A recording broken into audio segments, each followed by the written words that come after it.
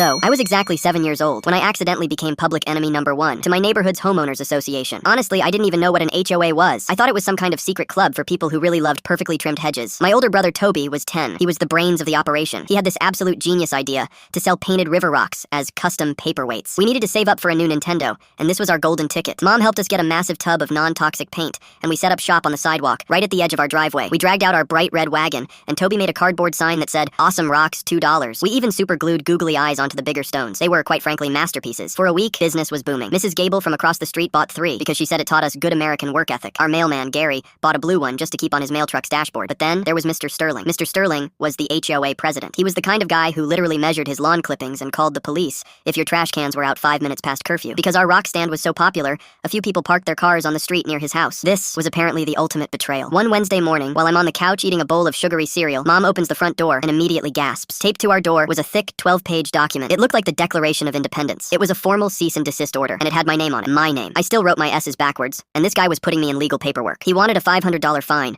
citing us for unauthorized commercial mining and severe zoning violations. $500. That was like a million Pokemon cards. I instantly started crying, convinced I was going to a maximum security baby prison. Mom was furious. She kept muttering, "Who serves legal papers to a second grader?" Instead of paying, Mom dragged us to the monthly HOA board meeting. I wore my fancy clip-on tie and my light-up Velcro sneakers. The community center smelled like stale coffee and cheap floor wax. Mr. Sterling actually stood up in a full suit and turned on a laser pointer. He made a literal PowerPoint presentation showing blurry photos of our red wagon, talking about property devaluation and pedestrian hazards. Meanwhile, I was sitting in the front row, loudly slurping a cherry juice box and making 2 plastic dinosaurs fight each other. The rest of the board members just stared at him. The vice president, who had actually bought a rock from us the day before, just rubbed her temples and sighed. She looked at his charts, looked down at me, struggling to get the straw into my juice box, and just laughed. She threw the entire complaint in the trash, right on the spot. Mr. Sterling's face turned the color of a fire truck. He started aggressively stuttering about the bylaws, but absolutely nobody cared. The best part? After the meeting, 4 more people came up and bought rocks. We made $42 that night, and Mom moved our operation to the school parking lot. Take that, Mr. Sterling.